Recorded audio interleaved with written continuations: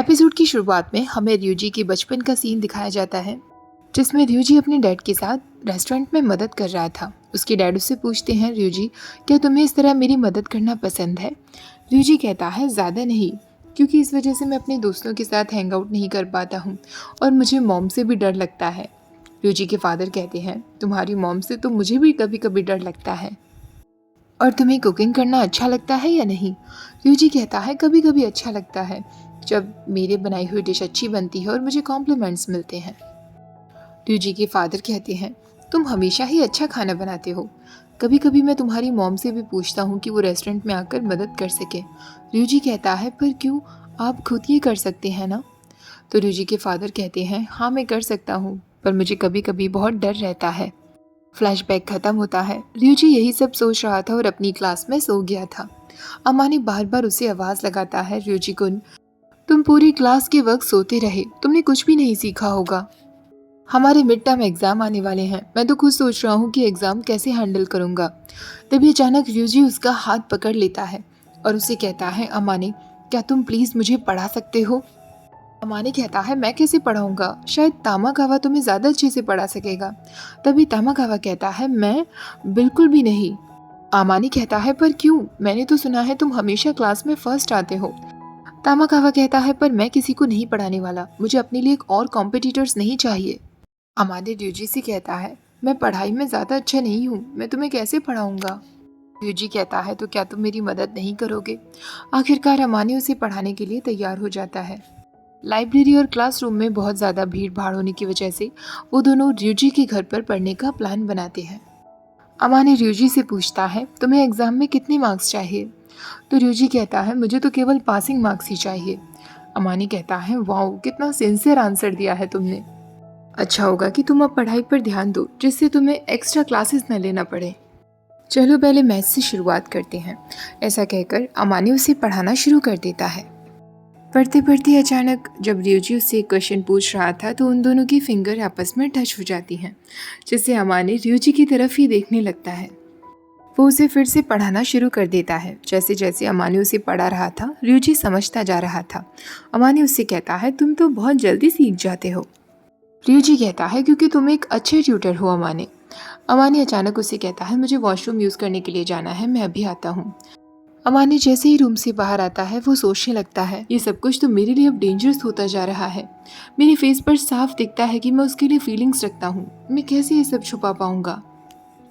Washroom ढूंढते ढूंढते वो एक रूम में आ जाता है जहाँ ryuji के फादर का फोटोग्राफ रखा हुआ था। तभी ryuji भी वहाँ पहुँच जाता है। ryuji को अचानक देखकर अमानी कहता है, तुमने तो मुझे डरा ही दिया। आई एम सॉरी, मैं इस तरह इस रूम में चला आया। ryuji कहता है, कोई बात नहीं, वैसे भी यहाँ देखने लायक कुछ भी नहीं है। वो अपने फादर की फ़ोटो के सामने बैठा हुआ था। वो अमानी से कहता है, जब मैं 7th ग्रेड में था तभी मेरे फादर मुझे छोड़कर चले गए थे। उन्हें एक बीमारी हो गई थी। बीमारी की हालत में भी उन्होंने अपने लास्ट टाइम तक इस रेस्टोरेंट को चलाया। वो ज़रूर इस रेस्टोरेंट से बहुत प्यार करते होंगे, पर मुझे उस रेस्टोरेंट को लेकर कभी भी वो फीलिंग नहीं आई। इसलिए मैं अपने फादर की हेल्प करना चाहता हूँ, दिन रात मेहनत करना चाहता हूँ, जिससे मैं अपने फादर की रेस्टोरेंट को चला सकूँ। अचानक वो खड़ा होता है और अमानी से कहता है, चलो वापस स्टडी करने के लिए चलते हैं। अब अमानी भी उसके फादर के फोटोग्राफ के सामने बैठ जाता है। वो उनसे कहता है, आपसे मिलकर बहुत अच्छा लगा। ryuji ने आपके रेस्टोरेंट का बहुत अच्छे से ख्याल रखा है और जब से मैं इस शहर में आया हूँ ryuji मेरा भी बहुत ख्याल रखता आया है। वो सच में एक बहुत अच्छा इंसान है। आपको किसी भी बात की चिंता करने की ज़रूरत नहीं है। ryuji को याद आता है कि उसके फादर ने लास्ट में उससे यही कहा था कि उसे चिंता रहती है। अमानी के मुंह से वो सब कुछ सुनने के बाद ryuji को बहुत अच्छा लगता है। अमानी ryuji से कहता है, अब मैं तुम्हारे फादर से प्रॉमिस कर चुका हूँ ryuji कुन, इसलिए तुम उस रेस्टोरेंट को तो अब बंद नहीं कर सकते, पर मैं तुम्हारी ज़रूर मदद करूँगा। अमानी उसे फिर से पढ़ाने में लग जाता है। इस बार ryuji भी अपना बेस्ट देता है। वो दिन रात पढ़ाई करता है। अमानी ने स्पेशली ryuji के लिए काफ़ी सारे इम्पॉर्टेंट पॉइंट्स को नोट भी कर लिया था, जिससे ryuji केवल उन्हें याद कर सके। एक बार जब दोनों साथ में बैठकर पढ़ रहे थे, अमानी को नींद आने लगती है और वो ryuji के कंधे पर सिर रखकर ही लेट जाता है। ryuji उन नोट्स के लिए अमानी को थैंक्स कहता है। अब नेक्स्ट वो डे आ ही जाता है जब ryuji के एग्ज़ाम का रिजल्ट आने वाला था। अमानी भी उसका रिजल्ट जानने के लिए बहुत एक्साइटेड था। जैसे ही अमानी उसका रिजल्ट देखता है वो खुशी से पागल हो जाता है। रियोजी को बहुत अच्छे मार्क्स तो नहीं मिले थे, पर उसे पासिंग मार्क्स मिल चुके थे। वो रियोजी को सीधा गले लगा लेता है। अमानी कहता है, काफ़ी सारी जगह तुमने गलतियां की हैं, पर फिर भी तुमने कमाल कर दिया। एक बार फिर से वो रियोजी के इतना नज़दीक आ जाता है कि उसे ऑकवर्ड लगने लगता है। वो रियोजी से कहता है, मैं अभी क्लास से बाहर जा रहा हूँ। वो भागता हुआ बाहर आ जाता है। वो बाहर आकर कहता है, मुझे रियोजी से अपनी दूरी बनाए रखनी होगी। तभी रियोजी उसे अपने साथ लेकर आता है और उससे कहता है, क्योंकि तुमने मुझे ट्यूशन दिया था, इसलिए मेरी तरफ से आज तुम कोई भी कोल्ड ड्रिंक ले सकते हो। अमानी उसकी तरफ से कोल्ड ड्रिंक ले लेता है। अमानी उसे थैंक्स कहते हुए कहता है, अगली बार भी तुम्हें कभी भी अपने इस प्रोफेसर अमानी की ज़रूरत पड़े तो तुम मुझसे कुछ भी पूछने के लिए आ सकते हो। अमानी कहता है, आज सच में बहुत गर्मी है। तभी रियोजी उससे कहता है, क्या तुम हमारे कोल्ड नूडल्स टेस्ट करना चाहोगे? हमने हमारे रेस्टोरेंट पर कोल्ड नूडल्स सर्व करना शुरू किया है। अमानी कहता है, क्या सच में मैं आ सकता हूँ? रियोजी कहता है, हाँ, पर आज तो रेस्टोरेंट बंद है। अगर तुम्हें वो नूडल्स ट्राई करने हैं तो तुम्हें मुझे घर आना होगा। अमानी कहता है, मैं बिल्कुल आऊँगा। रियोजी के घर पहुँचते ही अमानी सबसे पहले रियोजी की कैट से मिलता है। जब वो कैट के साथ खेल ही रहा था तभी एक लड़की पीछे से चली आती है, जो अमानी को देखकर कहती है, क्या मैं तुम्हें जानती हूँ? तुम यहाँ हमारे घर के बाहर क्या कर रहे हो? कहीं तुम मेरे भाई के फ्रेंड तो नहीं? अमानी कहता है, ओह, तो तुम रियोजी की सिस्टर हो।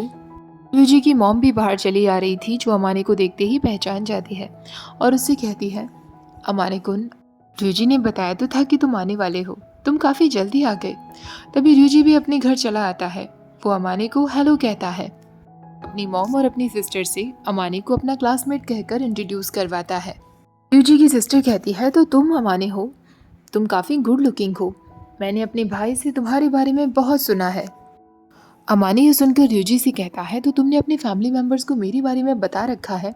आई होप तुमने कोई अजीब सी बातें मेरे बारे में नहीं की होंगी।